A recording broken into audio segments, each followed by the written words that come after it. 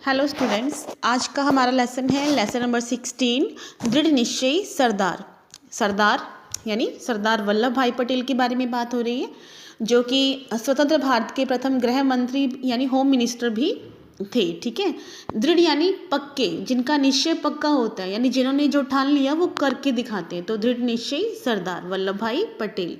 ठीक है, अब देखिए शुरुआत करते हैं लेसन की।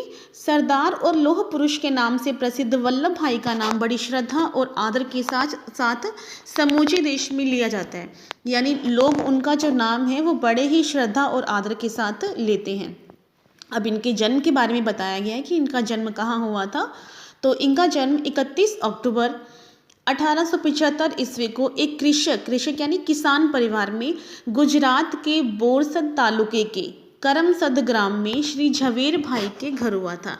यानी इनके पिता का नाम क्या था? श्री झवेर। ठीक है, और जो इनके पिता थे श्री झवेर, वो स्वतंत्रता संग्राम के एक वीर सैनिक थे, जो 1857 में जो क्रांति हुई थी, और जो उन्हें स्वतंत्रता पाने के लिए जो युद्ध लड़े गए थे, उनके क्या थे? एक वीर सैनिक थे उनके पिता। तो स्वाभिमान और देशभक्ति इन्हें अपने पिता से विरासत में मिली थी। 1913 ईस्वी में इन्होंने बैरिस्ट्री पास की, बैरिस्ट्री यानी वकालत, और 1920 ईस्वी में वे असहयोग आंदोलन में कूद पड़े थे। असहयोग आंदोलन क्या था कि जो ये स्वतंत्रता के लिए आंदोलन थे, जिनमें भी सरदार वल्लभ भाई पटेल का बड़ा ही योगदान है, और फिर देश की राजनीति पर लौह पुरुष बनकर छाए रहे थे। लौह पुरुष यानी इनका जो निश्चय था वो अटल था। तो उन्होंने जो एक बार निश्चय कर लिया, ये उससे पीछे नहीं हटते थे। तो 15 दिसंबर 1950 ईस्वी को भी महाप्रयाण कर गए। महाप्रयाण यानी वो हम लोगों के बीच नहीं रहे, उनकी मृत्यु हो चुकी थी। तो उनका संपूर्ण जीवन वैसे तो प्रेरक प्रसंगों से भरा पड़ा है, यानी उनके जीवन से हमें बहुत ही प्रेरणा मिलती है, लेकिन हम यहाँ उनके जीवन का एक प्रसंग ही बताने का प्रयास करेंगे। तो देखो क्या होता है कि स्वतंत्रता प्राप्ति के बाद सरदार पटेल स्वतंत्र भारत के प्रथम गृह मंत्री बने। उन्होंने सर्वप्रथम देशी रियासतों को भारत में मिलाया और भारत को सबल बनाया। जो रियासतें थी भारत में, आप लोग यूँ समझो कि जो अलग अलग हिस्से थे भारत, जो भारत का हिस्सा नहीं थे, जो भारत से अलग हिस्से थे, उनको अपने भारत में मिलाया। आप लोग इसका मतलब एक बार यही समझिए। ठीक है, तो उनको भारत में मिलाया और भारत को सबल बनाया। यह एक बड़ा कठिन और दूरदर्शिता का काम था। दूरदर्शिता यानी दूर की देखने वाला, मतलब दूर की सोचने वाला। ठीक है, वे देश को संगठित और शक्तिशाली देखना चाहते थे। वो देश को बिखरते हुए या अलग अलग कोना देश का नहीं, उनको ये था कि मेरा देश जो है वो संगठित रहे, शक्तिशाली बने। वे स्वाभिमानी व्यक्ति थे। उन्होंने देश के स्वाभिमान का भी सदा ध्यान रहता था। देखो, घमंड और स्वाभिमान में फर्क होता है। ठीक है, घमंड क्या होता है कि हम अपने सामने किसी को कुछ नहीं समझते। ठीक है, सिर्फ हम हैं, बाकी तो सब ऐसे ही है। ठीक है, वो होता है घमंड। एक स्वाभिमान होता है कि हम दूसरों को भी समझते हैं, लेकिन अपने को भी किसी से कम नहीं समझते। ठीक है, तो ये है उनका स्वाभिमान था। एक बार वे सोमनाथ मंदिर गए थे और सूर्यास्त का समय था। सोमनाथ मंदिर जो कि गुजरात में ही है। तो समुद्र का दृश्य बड़ा ही मनोहारी था, यानी मन को हरने वाला, मन को सुंदर लगने वाला।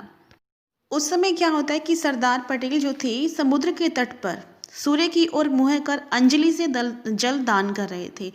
अंजलि क्या होता है? जब हम दोनों हाथों को मिलाकर, ठीक है, जैसे हम दोनों हाथों को मिलाकर भगवान का शुक्रिया करते हैं, कोई जल अर्पण करते हैं, तो वो होता है अंजलि। ठीक है, तो अंजलि से सूर्य को जल चढ़ा रहे थे, और तीनों बार जल चढ़ाते समय उनका ध्यान समुद्र में प्रतिबिंबित यानी दिखाई देने वाले सोमनाथ के भग्न मंदिर की ओर था। और तीनों बार ही उनके मुख से क्या निकला कि मैं इसका पुनर्निर्माण करूंगा, क्योंकि जो मंदिर था उसकी अवस्था ठीक नहीं थी, वो टूट चुका था। तो सरदार पटेल ने यही कहा कि मैं इसका पुनर्निर्माण यानी मैं इसका दोबारा से निर्माण करवाऊंगा। लौह पुरुष सरदार पटेल ने लाखों भारतीयों की भावनाओं का सम्मान करते हुए सोमनाथ का जीर्णोद्धार करवाया। अब लाखों भारतीयों की भावनाओं, आप लोगों को पता है कि भारत जो है वो क्या है, धार्मिक, वहाँ पे क्या होता है कि धार्मिक मान्यताएं, हम लोग सब धार्मिक हैं क्योंकि हम विभिन्न देवी देवताओं की पूजा करते हैं। तो मंदिरों के साथ क्या जुड़ी हुई है, हमारी भावनाएं जुड़ी हुई है।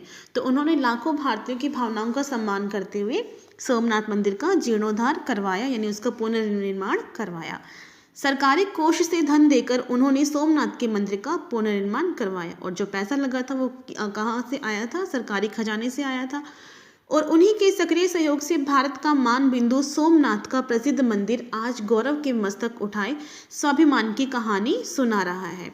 दुर्भाग्यवश मंदिर पूर्ण होते समय सरदार पटेल दिवंगत हो गए थे।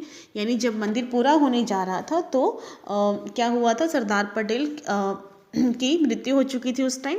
और तब तत्कालीन राष्ट्रपति डॉक्टर राजेंद्र प्रसाद जी ने सोमनाथ के मंदिर का उद्घाटन किया था। ठीक है, अब मंदिर का पुनर्निर्माण तो किसने करवाया था, सरदार पटेल ने, लेकिन मंदिर का उद्घाटन यानी शुरुआत किसने की थी, डॉक्टर राजेंद्र प्रसाद ने। यह सच है कि आत्मसम्मान और स्वाभिमान, राष्ट्रीय स्वाभिमान के लिए मर मिटना ही दिव्य जीवन की निशानी है। यानी अगर हमें अब आज क्या है कि सरदार पटेल जो है वो हमारे बीच में नहीं है, लेकिन फिर भी हम उन्हें याद करते हैं। ठीक है ना, तो ये ही क्या है, एक दिव्य जीवन की निशानी है, यानी दिव्य जीवन है। सरदार पटेल ने बड़ी समझदारी और दूरदर्शिता का परिचय देते हुए सोमनाथ मंदिर का पुनर्निर्माण करवाया था।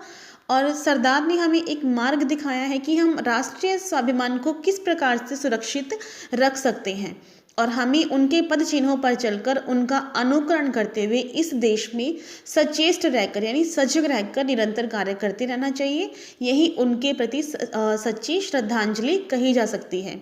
ठीक है, तो हमें भी उनकी भावनाओं का ध्यान रखते हुए हमें भी हमारी जो संपत्ति है, जो सार्वजनिक संपत्ति है, उन्हें हमें भी किसी तरह का नुकसान नहीं पहुंचाना चाहिए। ठीक है, तो इस बात से आप लोग अभी ये सीख सकते हो कि हमें भी जो सार्वजनिक संपत्ति है, यानी जो सरकार ने सबके लिए उपलब्ध करवाई है, उन चीज़ों को हमें नुकसान नहीं पहुंचाना चाहिए, और ये ही हमारी उनके प्रति सच्ची श्रद्धांजलि कही जा सकती है। ठीक है, तो आई होप आपको ये लेसन समझ में आया होगा कि सरदार कौन थे और उन्हें दृढ़ निश्चय या लौह पुरुष क्यों कहा गया था। ठीक है, ओके, थैंक यू।